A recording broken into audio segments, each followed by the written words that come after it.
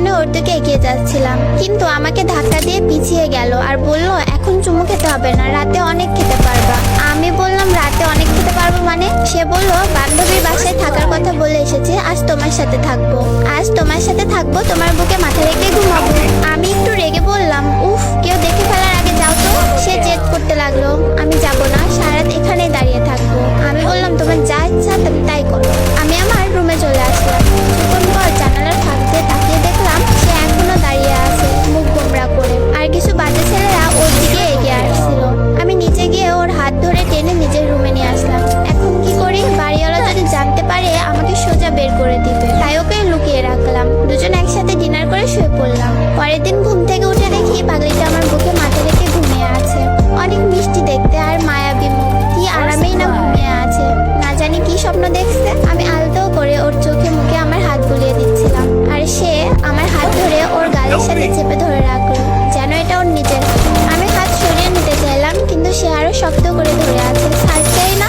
এবার জোর করে হাতটা সরিয়ে নিলাম। তার ঘুম ভেঙে গেল। তাকে বললাম, জলদি বাসা থেকে যেতে হবে, তোমাকে কেউ দেখে ফেলতে পারে। সে বলল, আজ তো তোমার অফিস বন্ধ, তাই আজ সারাদিন তোমার সাথে কাটাবো। সারাদিন ঘুরবো, সন্ধ্যায় তুমি আমাকে বাসায় দিয়ে আসবা। আমি বললাম, আচ্ছা, তুমি এখন বাসায় যাও, আমি একটু পরে গিয়ে তোমাকে নিয়ে আসবো। সে বাসায় চলে গেল। আমার কাছে কোনো টাকা নেই, এখন কি করি? তাকে নিয়ে সারাদিন ঘুরবো, যদি কিছু আবদার করে না দিয়ে তো পারবো না। আমি আমার বন্ধুর কাছ থেকে 1000 টাকা ধার করলাম। ওর বাসার সামনে গিয়ে ওকে ফোন করলাম। আজ একটু অন্যরকম করে সেজেছে সে, এর আগে কখনো এভাবে সাজেনি, তাই কিছুক্ষণ হা করে তাকিয়েছিলাম ওর দিকে। সে বলল, কি দেখছো অমন করে? আমি বললাম, আজ তোমাকে অনেক সুন্দর লাগছে, চোখ সরাতে পারছি না। সে মিষ্টি একটা হাসি দিয়ে বলল, দেখতে হবে না, বউটা কার? আমাকে ছাড়া সে কিছুই বোঝে না। আমি সাথে থাকলে জানো ওর আর কিচ্ছু যায় না। সে আর আমি আজ অনেক জায়গায় ঘুরলাম, আর সে আজ মন খুলে সব বলতে লাগলো আমায়, যেন আজই আমাদের শেষ দেখা। ঘুরতে ঘুরতে বিকেল গড়িয়ে এলো। সে বলল, এবার আমাকে পার্কে নিয়ে চলো। বিকেলবেলা ওকে নিয়ে পার্কে গেলাম। পার্কে সবাই জিএফকে দামি গিফট দিচ্ছে, কেউ কেউ দামি গাড়ি নিয়েও ঘুরতে এসেছে। এসব দেখে ভাবতে লাগলাম, পাগলিটা না জানে আবার কি আবদার করে বসে। কিন্তু সে দামি গিফট চাইলো না, আমাকে বলল, 10 টাকার বাদাম কিনে এনে দাও, দুজনে মিলে বাদাম খাবো আর গল্প করবো। সে আমার কাছে তেমন কিছুই আবদার করতো না, শুধু এতটুকুই বলতো, আমি তোমার কাছে কিছুই চাই না, আমাকে শুধু একটু ভালোবাসো, তাহলে আমি অনেক খুশি। আমি বাদাম কিনে আনলাম। আমি বাদামের খোসা ছড়িয়ে তার হাতে দিচ্ছিলাম, আর সেও খুশি মনে বাদাম খাচ্ছিল। সে আমাকে বলল, আচ্ছা জান, দেখো আমরা কত খুশি এখন। এভাবে যদি সারা জীবন একসাথে থাকতে পারতাম, কতই না ভালো হতো বলো। আমি বললাম, থাকবো, দেখো একদিন তোমাকে আমার বউ করে আনবো, সারা জীবন একসাথে থাকবো। কথাটা শুনে সে আমাকে শক্ত করে আমার হাতটা ধরলো। আমরা হাঁটতে হাঁটতে পুকুর পাড়ে গেলাম। পুকুর পাড়ে বসে দুজনে গল্প করতে করতে কখন যে সন্ধ্যা গড়িয়ে এলো বুঝতেও পারলাম না। এবার তাকে তো তার বাসায় দিয়ে আসতে হবে, কিন্তু সে যেতে চাচ্ছে না, বলছে আরো কিছুক্ষণ একসাথে গল্প করবে। কিন্তু সন্ধ্যা গড়িয়ে এসেছে, তাই ওর বাসার দিকে রওনা হলাম। সারাটা পথ সে আমার হাত শক্ত করে ধরেছিল।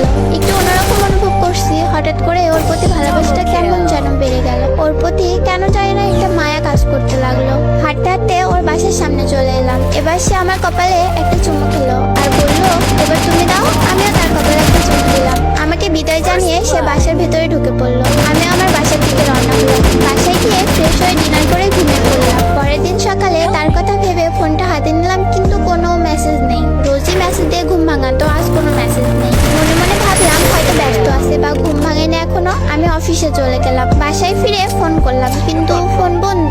রোজ রাতে সে বাসার সামনে এসে দাঁড়িয়ে থাকতো চুমু খাবার জন্য, কিন্তু আজ কি হলো? মনে হয় একটু ব্যস্ত আছে। আমি আমার মতো খেয়ে ঘুমিয়ে পড়লাম। কিন্তু পরের দিন সকালে ঘুম থেকে উঠে ফোনটা হাতে নিলাম। ভাবলাম সে মেসেজ দিছে, হয়তো গুড মর্নিং জানিয়েছে, কিন্তু মেসেজে গিয়ে কোনো মেসেজ পেলাম না। তখন বুকের ভেতরটা একবার ধুক করে উঠলো। আমি তাকে বারবার ফোন করার পরও ফোন বন্ধ পাচ্ছিলাম। বুঝতে পারলাম কিছু হয়েছে। ছুটে গেলাম ওর বাসার দিকে, কিন্তু গিয়ে দেখি ওর বাসার বাহিরটা তালা দেওয়া। পাশের বাসার আপিকে জিজ্ঞেস করলাম। আপি বলল, এই বাসায় কোনো একজন খুব অসুস্থ, তাই তাকে সবাই হসপিটালে নিয়ে গেছে। আমি হসপিটালে গিয়ে দেখি তার বাবা মা ওখানে বসে বসে কাঁদছে। আমি তাদের জিজ্ঞেস করলাম, আঙ্কেল আন্টি কি হয়েছে, কাঁদছেন কেন? ওনারা আমাকে চিনতে পারেনি, তাই কোনো কথা না বলে কান্না করে যাচ্ছে।